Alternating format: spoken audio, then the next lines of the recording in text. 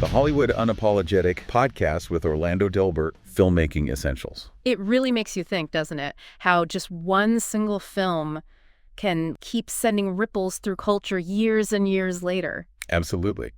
Welcome, everyone. Today, we're plunging into the really extraordinary and ongoing influence of Stanley Kubrick's 2001, A Space Odyssey. Came out way back in 1968. A long time ago now, yeah. We've got a really comprehensive Wikipedia entry looking at its cultural impact, a super interesting philosophical essay that reads it through a Nietzschean lens. Yeah, that one was fascinating. And amazing filming techniques from American cinematographers. Oh, yeah, the technical stuff is wild. A critical analysis piece about how it just shattered Hollywood norms, and even a really lively Reddit thread just full of current thoughts and reactions. And it's interesting, right? Because all these different angles, they kind of converge. They show us a film that, it wasn't just another sci-fi movie.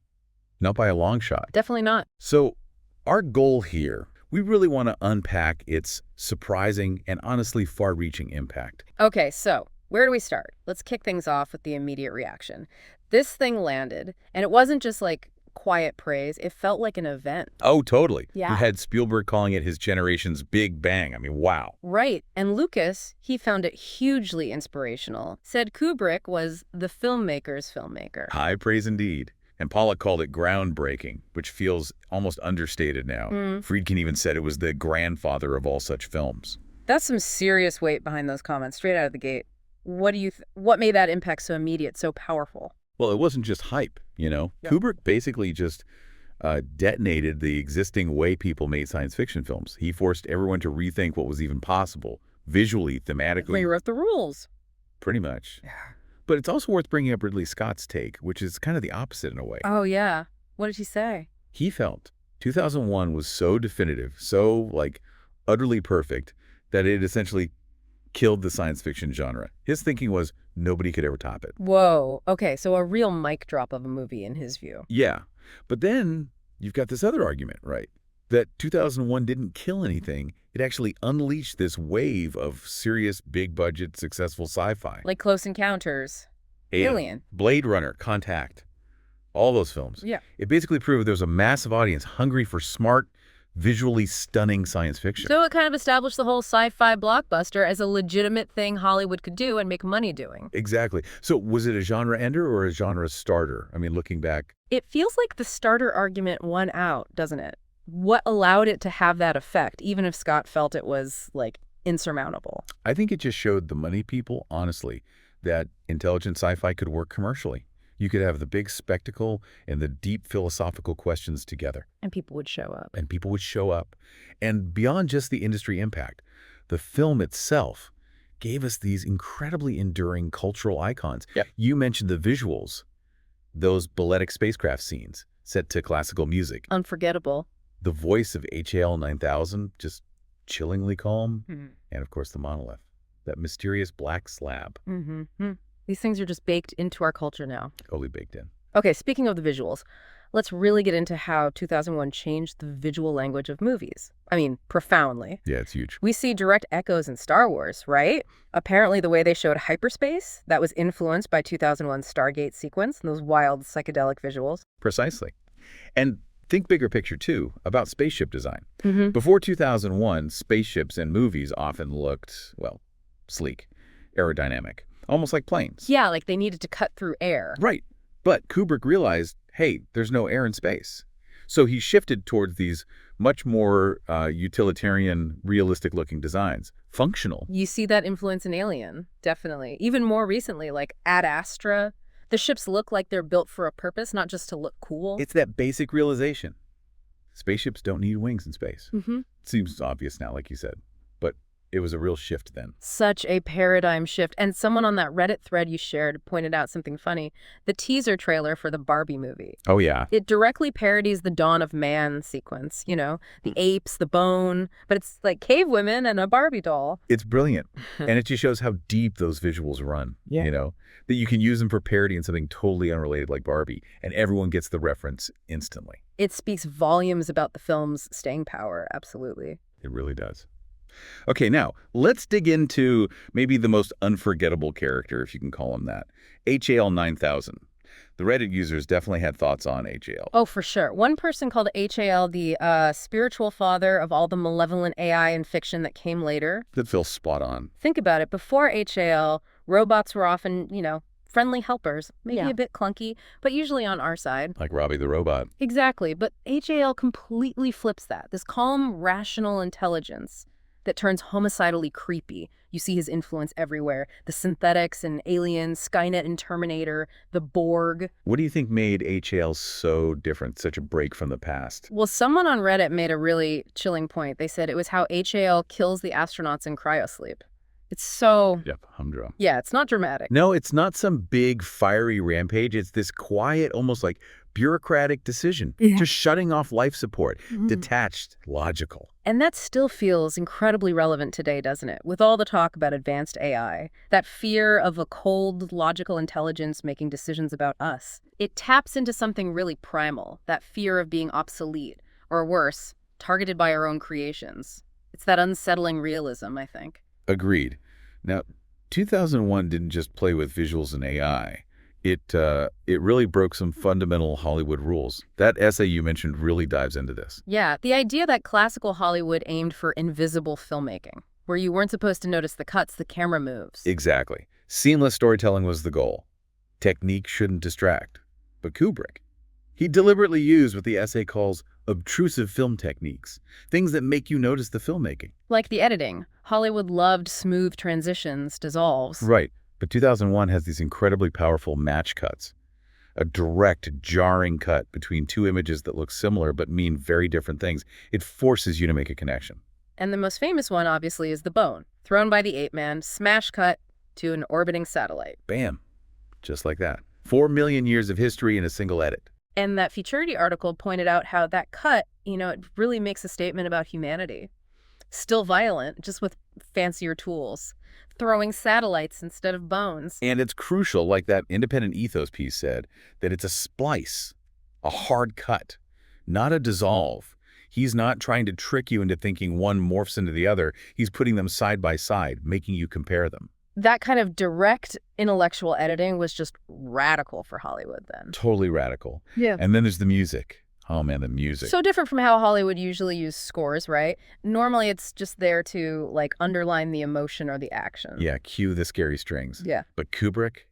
Wow. Tony Palmer, in that documentary clip, even suggested cinema history is like before Kubrick and after Kubrick when it comes to music. Because before, it was often just decoration, maybe mood setting. But afterwards, music could be an essential part of the narrative, intellectual drive of the film. It wasn't just background noise. And wasn't there an original score commission that he just didn't use? Yes. Which is fascinating. Yeah. He hired Alex North, a great composer who wrote a whole score. That would have been the traditional approach music written specifically for the scenes. But Kubrick ditched it. He ditched it, and instead he used these pre-existing classical pieces. Richard Strauss's, also Sprach Zarathustra, Ligeti's choral stuff. Pieces that existed completely independently of the film. So the music isn't just reacting to the film, it's adding its own layer of meaning. Exactly. It's participating in the conversation, not just commenting on it. It elevates the whole thing. Okay, now, shifting gears quite a bit here. That philosophical essay you found. Reading 2001 as a thoroughly Nietzschean film. That's a really interesting take. It really is. The essay argues that the whole dawn of man sequence lines up perfectly with Nietzsche's idea of humans as clever beasts. Yeah. Intelligence is all about survival. Like that Hobbesian state of nature, nasty, brutish, and short. The apes using the bone isn't just about tools, it's about that spark of intellect driving the will to live. Precisely. And that jarring cut to the future reinforces this link between consciousness and, well, potential. But the film, especially with the Star Child at the end, The space baby, yeah. it suggests we haven't finished evolving. Dave Bowman's whole journey, transforming into this being, it's seen as a metaphor for humanity's potential, like a Nietzschean Übermensch. So our current state isn't the end goal. We're just a bridge to something else. That's the idea.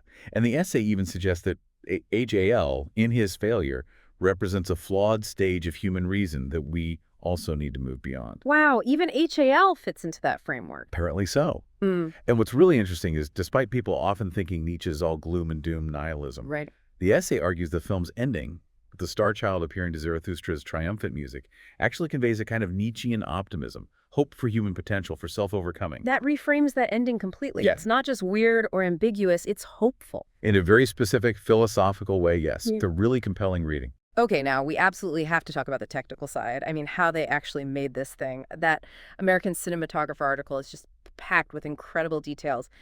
Kubrick was obsessed with authenticity, wasn't he? Totally obsessed. He talked to, over 30 experts, scientists, engineers, just to make the tech feel real, or at least plausible. And his goal was this single-generation look for the effects, right? Making them look as clean as the original footage, no extra grain. How did they even do that back then? With incredibly painstaking, innovative techniques, like using black and white 3-color separation masters instead of standard color copies for duplicating footage. Much more complex, but it kept the image quality super high through all the optical printing stages. And the star fields, those beautiful, crisp stars behind moving ships and astronauts, that wasn't just like sticking stars on a black background. Oh, God, no. It was unbelievably complex. They used registration grids, animation cells traced by hand. They had like 20 people working on tiny sections of the frame with enlargers, making these perfect mattes frame by frame. Just to reveal the star field behind the moving object. Exactly. Hugely labor-intensive. Yeah. Mind-blowing, really. And for the models, the miniature spacecraft shots, they built this giant camera rig. Yeah, this massive 20-foot worm gear-driven thing. It allowed for incredibly precise, perfectly repeatable camera moves. Yeah. So precise they could do multiple exposures on the same film strip. Like layering the outside of the ship and a projected view of the inside. Exactly, all perfectly lined up. And then filming the models themselves, that was super slow motion, like 4-second exposures per frame. Mm-hmm. The models barely seemed to move on set. Wow. And weightlessness. How did they do the astronauts floating? Clever trickery. They shot vertically, looking straight up from below. Yeah. The actors were on wires against this huge black velvet backdrop, so the wires just disappeared. Genius. And forced perspective stuff, too, like making someone shrink into the distance. Yeah, using front projection again, projecting an image onto a special screen and filming it, basically. It created this amazing illusion of depth. And the centrifuge, that giant rotating set. How do they even light that or film inside it? Ingeniously. Strip lights built into the walls, some hidden, some part of the set design. They even had to modify cameras to work upside down as the set turned. Just incredible problem solving. And amidst all this high-tech stuff, the cinematographer Jeffrey Unsworth was using a Polaroid. Yeah. Just to quickly check the lighting and exposure. Sometimes the simple solutions work best, right? The whole thing was just pure filmmaking dedication. As that article said, excellence for the sake of excellence. Just amazing. And all that work, all that innovation, it had this massive cultural impact, which the Wikipedia entry really lays out well. Oh, yeah. You could argue it's the most influential science fiction film ever. Its images, its phrases, they're everywhere. Open the pod bay doors, Hal. Yeah. Everyone knows that line, right? Like the Futurity article mentioned, it's just part of our shared language now. And it did more than just give us quotes. It really elevated sci-fi as a genre in cinema, didn't it? Absolutely. I mean, sure, there were good sci-fi films before, but 2001 gave the genre this new level of artistic respectability. It raised the bar incredibly high for anyone coming after. Even though the initial reviews were kind of mixed, and it wasn't a huge blockbuster right away. Right. Its reputation and influence just grew and grew over time. You see it now on things like the Sight and Sound polls. It's consistently ranked as one of the greatest films ever made, period. And all the 50th anniversary stuff recently, that beautiful 70mm re-release, the museum exhibits, it shows it's still very much alive culturally. And think about all the parodies and homages. It's incredible. Mad Magazine back in the day, that Apple, it was a Bug Dave ad. The Simpsons, Futurama. The Barbie trailer we mentioned. David Bowie's Space Odyssey. Fish playing 2001 at concerts. Even NASA named a Mars mission after it, 2001 Mars Odyssey. And remember that weird Utah monolith thing a few years ago? Yeah, everyone immediately thought of 2001. It's just woven into everything. It's like Kubrick didn't just make a movie. He planted these incredibly powerful seeds, images, ideas that just keep sprouting in our collective imagination. And yet, after all this analysis, all these years, the film itself is still kind of elusive, right? Famously open to interpretation. Totally. You can analyze it forever, but finding one single meaning is, well, probably impossible, and maybe not the point. But that futurity piece had an interesting interpretation, suggesting the film is urging us to move beyond just pure reason, like beyond the cold logic represented by that final white room. Yeah, urging us to embrace imagination, maybe intuition, to solve our big problems, not just rely on logic and technology. So it's not just about tech progress, it's about evolving how we think. That's one compelling way to see it. And that technology and culture essay really hammered home how the film looks at technology as a tool, but a tool shaped by us, by human nature. It enables amazing things, but it also reflects our own flaws, like HAL. Exactly. Al's actions aren't just a computer glitch. They reflect something about the potential dangers of the logic we build into our tools. It's a really smart cautionary note about, technological hubris. So wrapping up today, it's just so clear that 2001 wasn't just a movie. It was like a cultural event. A turning point, really. Yeah. And looking through all these sources you shared, we've seen how it reshaped sci-fi, pushed filmmaking forward, sparked all these philosophical debates, and just left this huge mark on our collective imagination. Hopefully this whole discussion has given everyone listening a bit more insight into just how deep and wide that impact goes. Maybe some surprising connections came up. Definitely. And it makes you think, right? Considering the film's big themes, human evolution, technology's role, it leaves us with a question, maybe. Looking at our world now, our technology today, what parts of our current tech landscape do you think future generations will look back on and find really telling? About us. Yeah. About our time. That's a heavy one to chew on. Thinking about the film's predictions, what it got right, what it maybe didn't see coming. Yeah. Something to ponder. You can find more insights on navigating the entertainment industry and achieving success in Orlando Delbert's work, including his book, Pollyanna's Tear-Soaked Battlefields of Hollywood, a survival guide against the cynicism and the hypocritical, and of course, the Hollywood Unapologetic platform. And always remember, you are the key to your own success. You are the new Hollywood generation. Be informed, be prepared, and most importantly, be great. That's it. Be great. Good luck out there. See you next time.